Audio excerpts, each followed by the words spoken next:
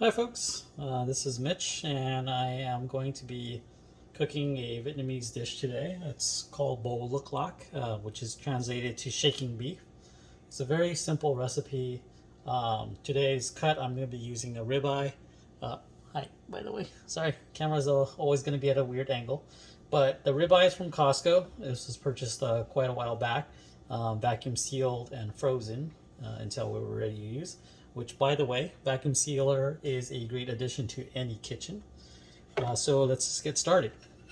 With the ribeye, we're going to be cutting this into about maybe half an inch to an inch squares, or as best as we possibly can. Now there's a huge chunk of fat here, and I want to try to keep this with some of the meat as much as possible. I might actually be removing some of that as well. So let's kind of start the process. And we want to prep the meat first because it's going to need some time to marinate.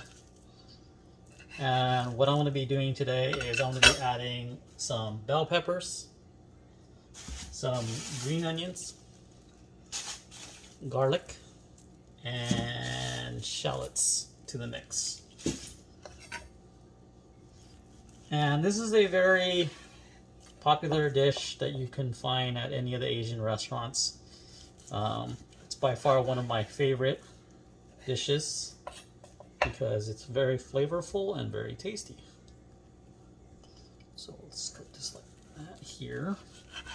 And this is a pretty thick cut of meat from Costco, which if you haven't tried their ribeye yet, definitely give it a shot just because it's pretty good. Just as itself, if you're just cooking a piece of steak, or if you're using it to cook anything else for that matter. Okay, and we're just going to put this in a bowl so it can marinate. And you want this to marinate for, most ideally would be at least an hour. The longer the better, maybe not too long. Because you want maybe a taste of the beef still. You don't want it to be overpowered by anything in particular. But hey, you can give it a shot. You can marinate overnight, cook it in the morning or afternoon or whatever. See how it comes out and let me know. But I'm going to be marinating this for about an hour.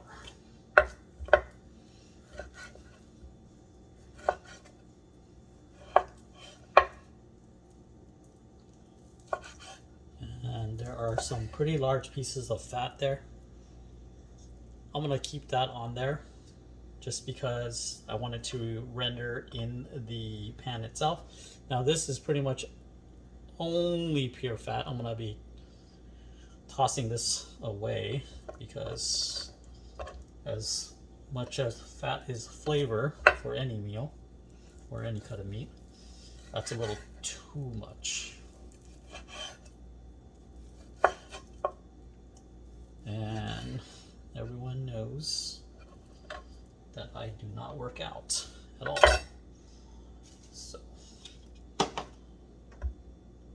that would clog up my arteries pretty good.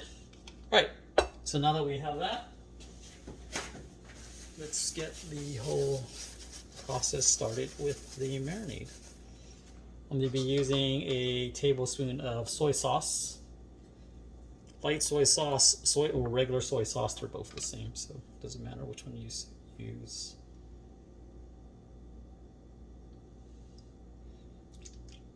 Okay. I'm going to be using a tablespoon of fish sauce.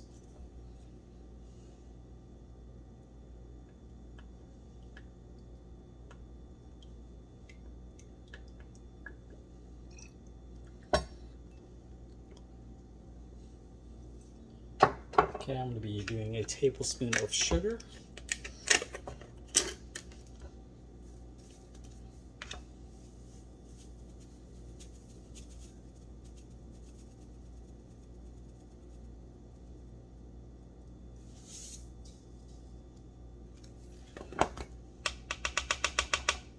Okay, and 2 tablespoons of oil, vegetable oil or canola oil or whatever. Let me see if I do have enough. Just enough of vegetable oil.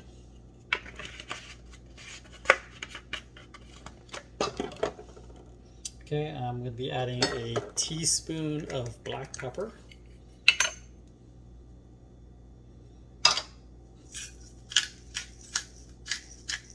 And all of these measurements are approximate. You don't have to be super exact. Like if you want your meat to be a little bit more peppery or whatnot, you can definitely add in how much you want. Just do keep in mind with the sodium, because if it becomes too salty, then it's very hard to come back from that. And then it becomes inedible if you add too much salt. Okay, so I'm going to be adding a 1/4 teaspoon of dark soy sauce. This is actually optional. This is to kind of like brown the meat, to color the meat. I'm actually going to add 2. So basically a 1/2 teaspoon of dark soy sauce. All right, I'm going to give this a quick mix.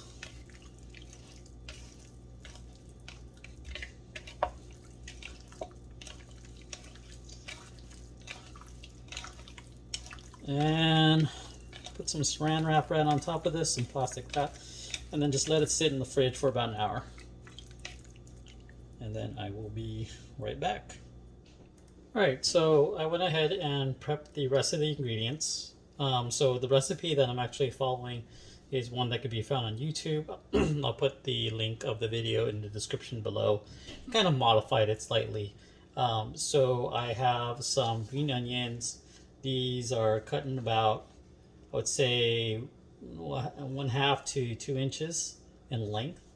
I also have a large red bell pepper cut into, I guess, for the most part, squares or bite-sized chunks. I have a shallot that I sliced and chopped up a little bit, and I have 1/2 bulb of garlic. I'm using a lot of garlic because this family loves garlic, and I'm using 2 tablespoons of salted butter. The recipe actually calls for unsalted butter. However, I don't have that, so I'm just going to go use whatever I have available. And I'm going to do something a little different because I am adding the bell peppers, and I don't want to have the flavor be taken away because there's too much water content from the bell peppers. I'm going to be seasoning that a little bit when I'm cooking with some sweet soy sauce. So yeah, with that, let's get the cooking process started, and yeah, we'll take it from there. All right, so I'm going to start the cooking process. I'm heating up my wok right here, and the first thing that I'm going to do is I'm going to saute the bell peppers and then drain it, just because it's going to generate a lot of liquids. I want to try to avoid putting that into the beef as well. So just heating this up, and it's just a simple saute. Just going to add the olive oil and then saute this until it softens up a little bit.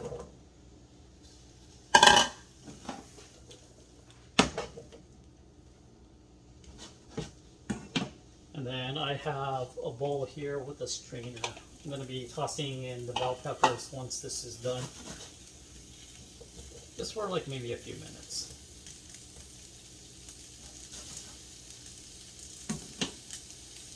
I'm also going to be seasoning this up, the bell peppers itself, with a little bit of sweet soy sauce. So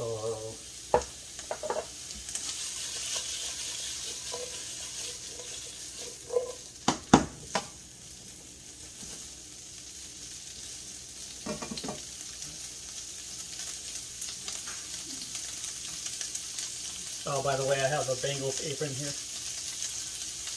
I don't watch a lot of football, and I think I don't want to jinx any teams or anything like that. So that's why I'm supporting the Bengals. One of these years they'll come through.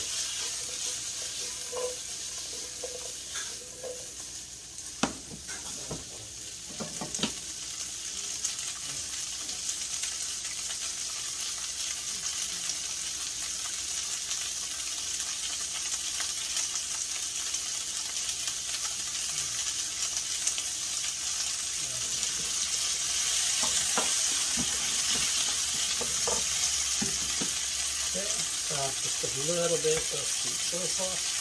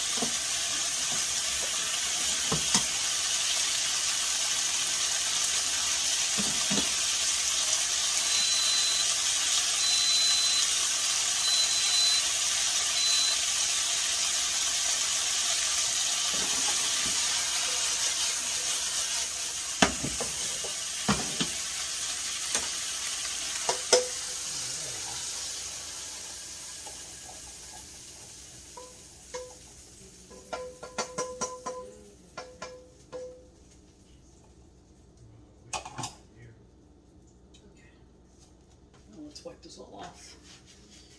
So just a quick reminder, the bell peppers, it's optional. You don't have to add that in. Sometimes people will add tomatoes into it. Some people will add nothing at all, so on and so forth. So it just depends on what your cup of tea is. So the little beeping that you heard earlier was the rice cooker.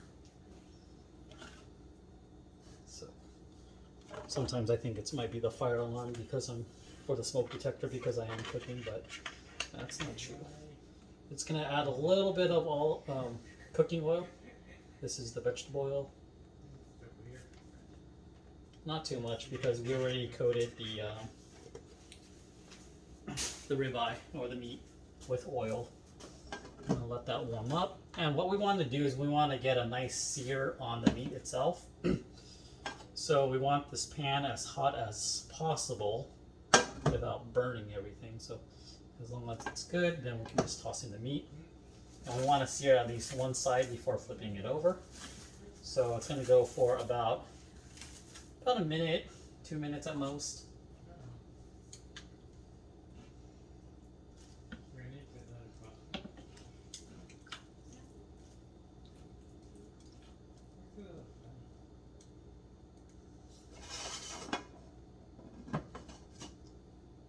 So it's getting pretty hot.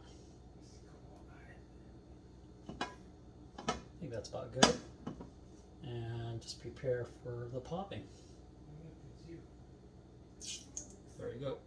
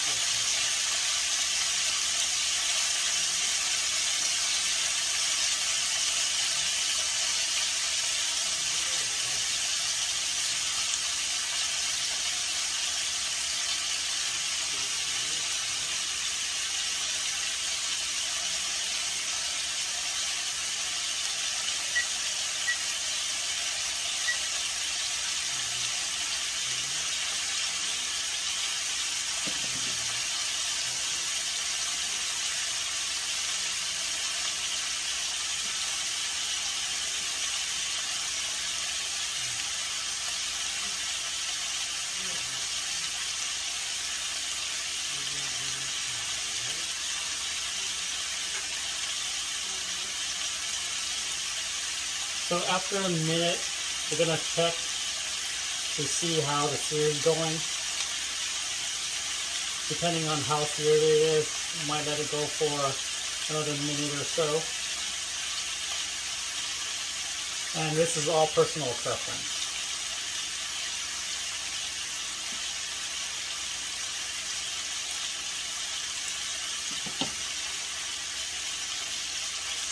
Okay, it's now a minute, and I'm just going to check on this. So, it's got a nice color on it. Not too sure if you can see it on the camera too well.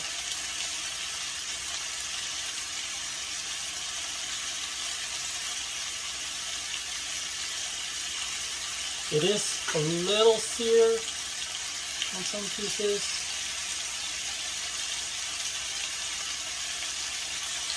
I think this is definitely about good. What I'm going to do now is I'm going to flip everything over.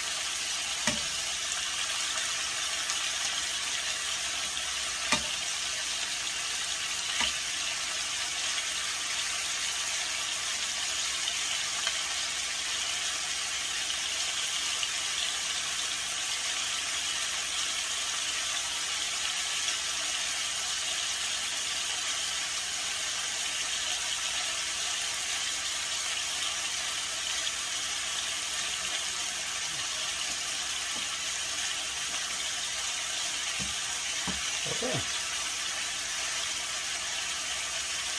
Right, at this point in time, I'm going to be adding the butter.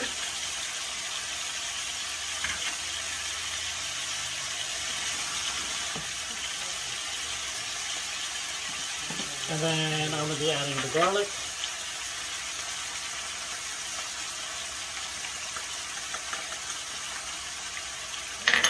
And the shallots.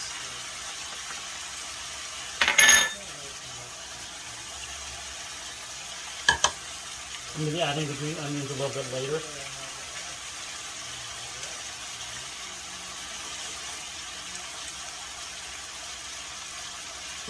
So I'm going to let that go for about 30 seconds or so. Just so it could get some time to melt that butter down. Develop a nice sear on the other side. And then kind of cook the onions a little bit before I start mixing everything in.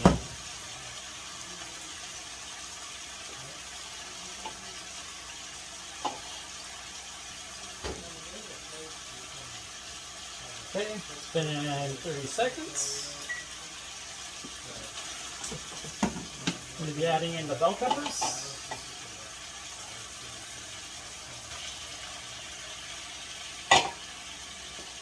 And then the green onions.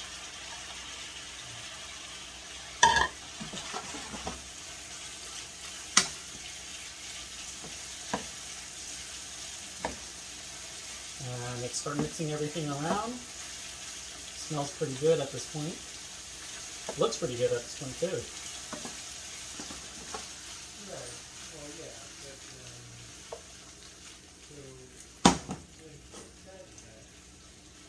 And by the way, I've been cooking on high heat throughout this entire time. I haven't turned it down or anything like that.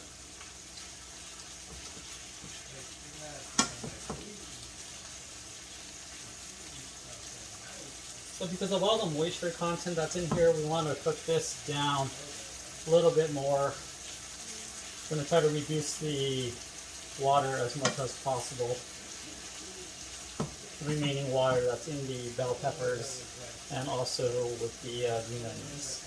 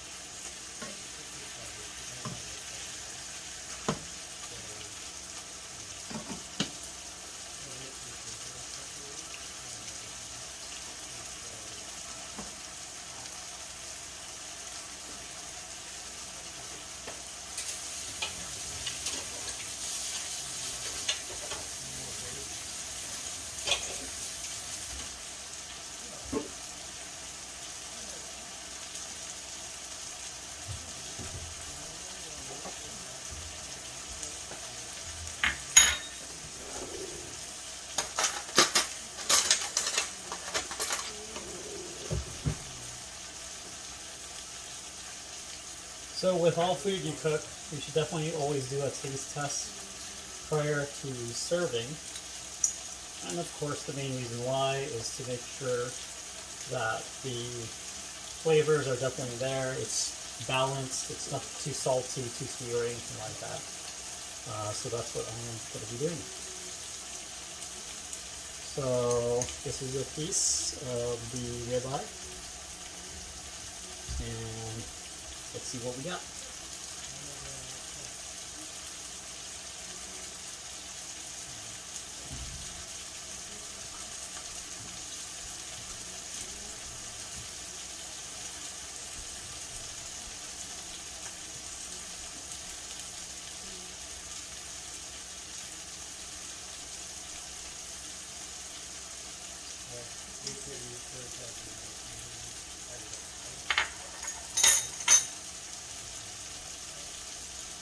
It's definitely got a nice blend of salt and a little bit of sweetness from the sugar. It worked out really well. This tastes pretty damn good. The flavor is definitely there, and everything just kind of works together really well. Bell peppers make a great addition to everything here. Gives it an extra layer of flavor, and the ribeye itself is very tender. It's very moist, and I think it's a really good cut of meat for this type of dish. So, alright,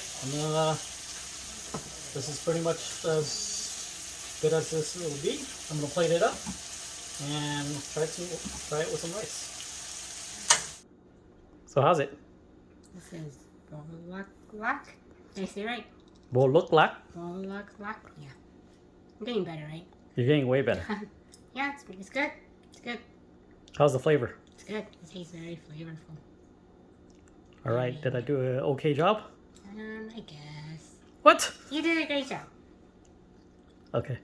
All right, there you go. So the recipe is pretty good. Thank you again for watching, and stay tuned for the next video.